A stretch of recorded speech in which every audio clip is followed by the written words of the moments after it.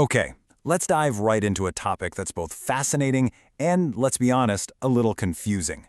The second coming of Christ. It's mentioned something like 1,800 times in the Bible, so it's a huge deal. But for so many people, it's still wrapped up in a lot of mystery. We've all heard it, right? People get so excited saying Jesus is coming soon, and that's great. But this explainer is all about going past that initial excitement. We're going to dig into what it really means to be spiritually ready for that day. It's about moving from just being excited to being truly prepared.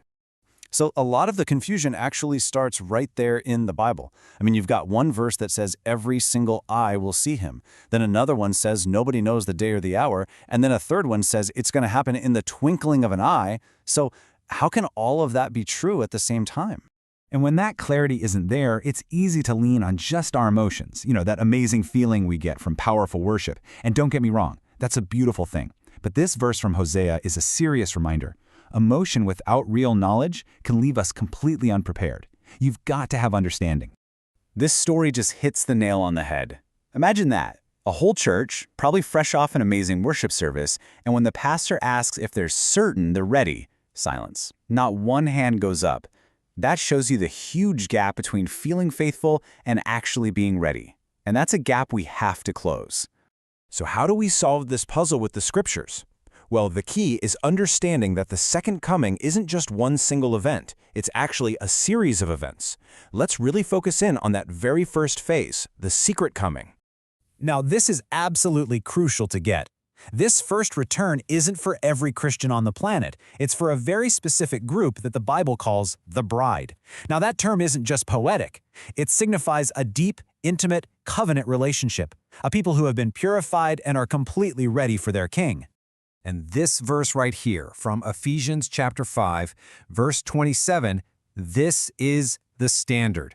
This isn't just about being a good person.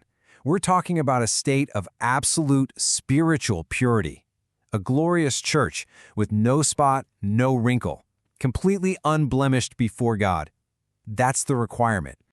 But how in the world do you become a glorious church? How do you get rid of every single spot and wrinkle? Well, it all starts by understanding a foundational principle in the Bible.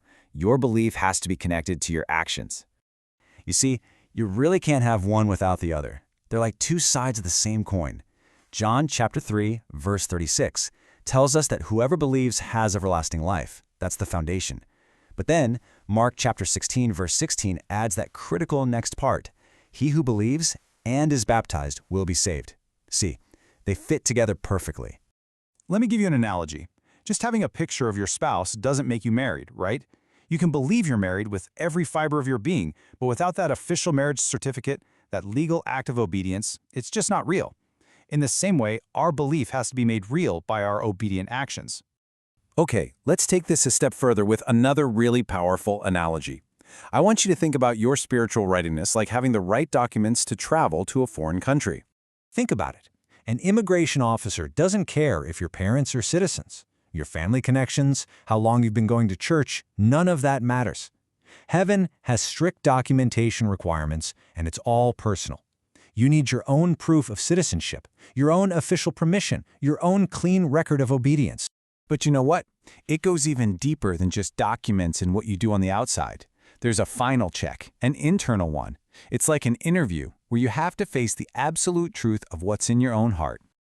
Just think back to the Garden of Eden for a second. After Adam ate the fruit, who told him he was naked? It wasn't God talking. It wasn't the serpent.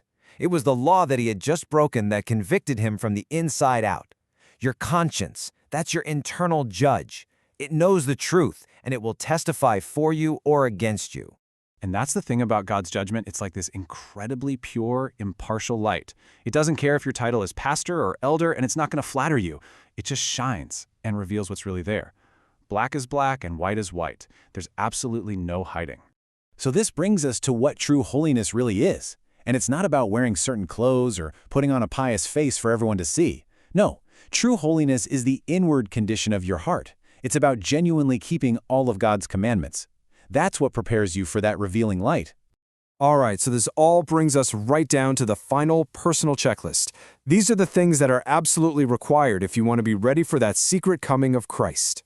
So you've got to ask yourself, and you've got to be honest. Have you passed these checks? Have you passed the visa check of a true scriptural baptism? Have you passed the security screening of genuine inward holiness? And have you passed that final interview with a pure, clear conscience before God? Now look, this isn't about being afraid. This is about being prepared. Because the Bible says the one who is coming will not delay. The time to get our spiritual documents in order, to clear our conscience, and to chase after true holiness, that time is right now. Follow our channel for more spiritual content.